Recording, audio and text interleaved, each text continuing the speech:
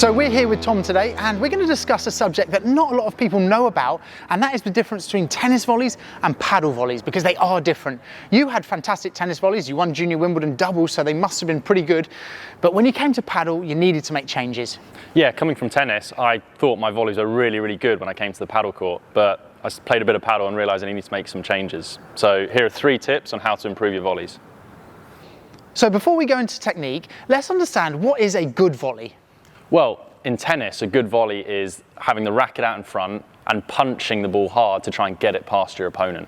Whereas in paddle, it's more about using the tempo, using the spin, using the speed, and using the accuracy to build the point to then try and attack and finish off the point. Yeah, because the objective in tennis is just to hit past your opponents. Yeah. But here, obviously, you've got the glass, and so it's about setting that up and giving yourself the right opportunity, but again with the intention of trying to finish the point.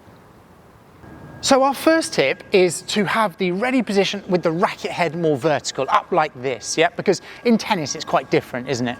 Yeah, in tennis you'd have your racket out in front, arms fairly extended, so you can contact the ball in front and you can get that nice punch on the ball. Yeah. Whereas in paddle you want your racket up here, so you get that turn and you can really apply spin to the ball. Yeah, and just go into that position again, so that the tennis one, when you come out and you're volleying often like this, but in paddle we really want to kind of get that racket a little bit more vertical so that we can come around the outside of the ball on both sides.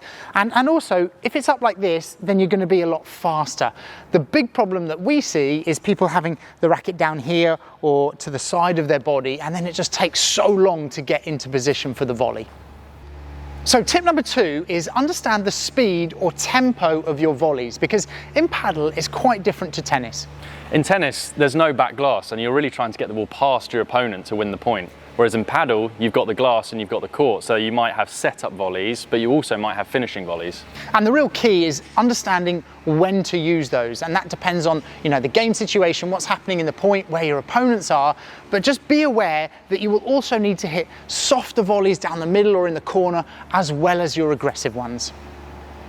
So tip number 3 is to learn to guide your volleys with a little bit of slice, because in tennis, obviously you hit flat, right? Yeah, I think it's thinking about the overall effect of the ball. When you punch a volley in paddle, you've got the back glass, so the ball is going to come up. Whereas in paddle, you're looking to actually cut the ball, so the end result, the ball lands lower and it's harder for your opponent.